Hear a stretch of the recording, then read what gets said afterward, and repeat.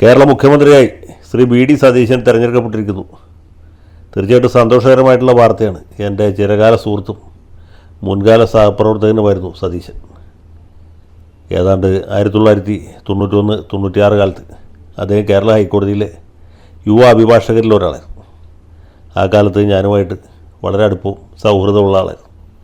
അതിനുശേഷവും ഞങ്ങൾ തമ്മിൽ വ്യക്തിപരമായ ബന്ധത്തിന് വലിയ തകരാറൊന്നും സംഭവിച്ചിട്ടില്ല. ഒരിക്കലും അദ്ദേഹം എൻ്റെ വീട്ടിൽ വരികയുണ്ടായിട്ട്. ഇതൊക്കെ പലതവണ പറഞ്ഞ കാര്യങ്ങളാണ്. ഇനിയും പറഞ്ഞ് നിങ്ങളെ ബോറടിപ്പിക്കാൻ എനിക്ക് ഉദ്ദേശമില്ല. അത് ഒരു പൊതുപ്രവർത്തകൻ, ഒരു രാഷ്ട്രീയ പ്രവർത്തകൻ എന്ന രീതിയിൽ അദ്ദേഹം എല്ലായ്പ്പോഴും എൻ്റെ എതിർചേരിയിൽ നിലയുറപ്പിച്ചിട്ടുള്ള ആളാണ്. അദ്ദേഹം പറവൂർ മത്സരിക്കുമ്പോൾ ഒന്നാമത്തെയും രണ്ടാമത്തെയും മൂന്നാമത്തെയും നാലാമത്തെയും തെരഞ്ഞെടുപ്പുകളിൽ അദ്ദേഹത്തിനെതിരെ അവിടെ പോയി പ്രസംഗിക്കാനുള്ള യോഗവും എനിക്കുണ്ടായിട്ടുണ്ട്. പക്ഷേ അപ്പോഴൊക്കെ നമുക്കറിയാം സതീശൻ ചില്ലറക്കാരനൊന്നുമല്ല.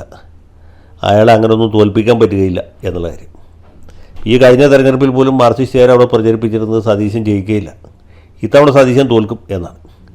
പറവൂരാണെങ്കിൽ ഒരു ഇടതുപക്ഷ മണ്ഡലമാണ്. എറണാകുളം ജില്ലയിലെ ഇടതുപക്ഷക്കാർക്ക് സ്വന്തം വോട്ടിൻ്റെ ബലത്തിൽ ജയിക്കാവുന്ന 2 മണ്ഡലങ്ങളേ ഉള്ളൂ. പണ്ട് 4 ഉണ്ടായിരുന്നു: വടക്കേക്കര, പറവൂർ, പള്ളുരുത്തി, തൃപ്പൂണിത്തുറ. ഇപ്പോൾ അത് 2ആയിട്ട് കുറഞ്ഞു. ഒന്ന് തൃപ്പൂണിത്തുറ, മറ്റത് പറവൂർ. അത്രയും ഉറച്ച ഇടതുപക്ഷ മണ്ഡലത്തിൽ നിന്നാണ് ഇദ്ദേഹം വീണ്ടും ജയിക്കുന്നത്. അതിൽ തന്നെ അദ്ദേഹത്തിൻ്റെ ഒരു യോഗ്യത നിങ്ങൾക്ക് മനസ്സിലായി കാണും. കാരണം എതിരാളികളെ പോലും നിരായുധരാക്കാനുള്ളൊരു വലിയ കഴിവ് ആ മനുഷ്യനുണ്ട്. കാര്യങ്ങൾ കാൽക്കുലേറ്റ് ചെയ്ത് കാര്യങ്ങൾ മുൻകൂട്ടി കണ്ട് പ്രവർത്തിക്കാനുള്ള കഴിവ് അദ്ദേഹത്തിനുണ്ട്. അതുകൊണ്ട് CPM-കാരുടെ CPI-കാരുടെ അവരുടെ വോട്ട് കിട്ടിയില്ലെങ്കിലും അവരുടെ കുടുംബാംഗങ്ങളുടെ വോട്ട് അദ്ദേഹത്തിന് കിട്ടും. പ്രത്യേകിച്ച് രാഷ്ട്രീയമൊന്നുമില്ലാത്ത ആളുകൾക്കും വി.ഡി. സതീശൻ എന്ന് കേൾക്കുമ്പോൾ ഒരു രോമാഞ്ചം ഉണ്ടാവും. അത് പറവൂർക്കാർ മാത്രം അനുഭവിച്ചാണ് കഴിഞ്ഞ 20 കൊല്ലം.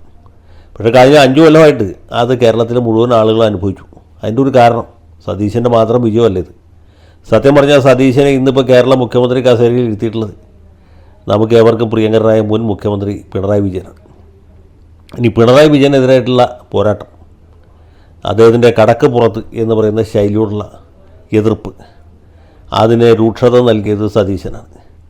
ആ നിലയ്ക്ക് അദ്ദേഹത്തിന് വലിയൊരു അംഗീകാരം ഹോസങ്കടി മുതൽക്ക് കളിയിക്കാവുള്ളവരുണ്ട്. അത് കോൺഗ്രസിലെ മൂത്ത നേതാക്കന്മാർക്ക് മനസ്സിലായിട്ടില്ലെങ്കിലും നാട്ടുകാർക്ക് മനസ്സിലായിട്ടുണ്ട്. അതാണ് ഈ കഴിഞ്ഞ ഏതാനും ദിവസങ്ങളായിട്ട് നടന്നുകൊണ്ടിരുന്നത്. ഈ സതീശന് വേണ്ടി ഫ്ലെക്സ് വെച്ചവരും പോസ്റ്റ് അടിച്ചവരും അദ്ദേഹത്തിന് വേണ്ടി മുദ്രാവാക്യം വിളിച്ചവരും സോഷ്യൽ മീഡിയയിൽ നിറഞ്ഞ് കവിഞ്ഞ് നിന്ന് പ്രവർത്തിച്ചവരുമൊക്കെ കോൺഗ്രസ്സുകാർ മാത്രമല്ല, കോൺഗ്രസ്സുകാരുമുണ്ട്, അല്ലാത്തവരുമുണ്ട്. മുസ്ലിം ലീഗുകാരുണ്ട്, കേരള കോൺഗ്രസ് ജോസഫ് ഗ്രൂപ്പുകാരുണ്ട്, RSPക്കാരുണ്ട്, CMPക്കാരുണ്ട്, RMPക്കാരുണ്ട്. പ്രത്യേകിച്ച് ഒരു പാർട്ടിയില്ലാത്തവരുണ്ട്. അതിൽ മനസ്സുകൊണ്ട് യോജിച്ചവർ, മനസ്സുകൊണ്ട് ഇവർക്കൊപ്പം നിന്നവരിൽ CPM-കാരും CPI-കാരും BJP-കാരും വരെയുണ്ട്. കാരണം ഇത്തവണ സതീശൻ കേരള മുഖ്യമന്ത്രി ആയില്ലെങ്കിൽ അത് ചരിത്രപരമായ വലിയൊരു തെറ്റാവുമായിരുന്നു.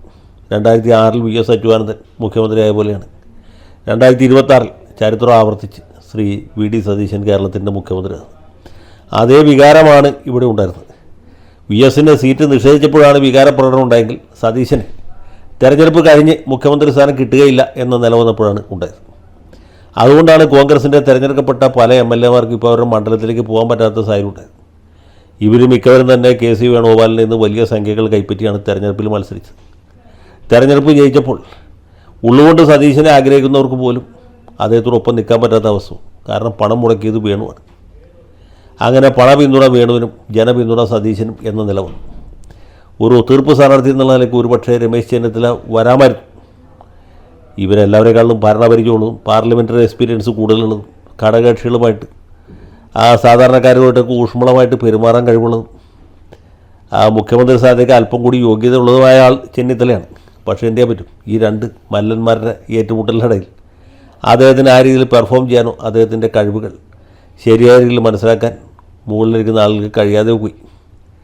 പക്ഷേ എങ്കിൽ പോലും ഈ പറഞ്ഞ പോലെ VS വന്ന പോലത്തെ ഒരു വരവാണ് ഈ സതീശൻ വന്നിട്ടുള്ളത്. 2006 VS ആയിരുന്നുവെങ്കിൽ 2026 അത് VDS ആണ്. അത്ര വ്യത്യാസമുള്ളൂ.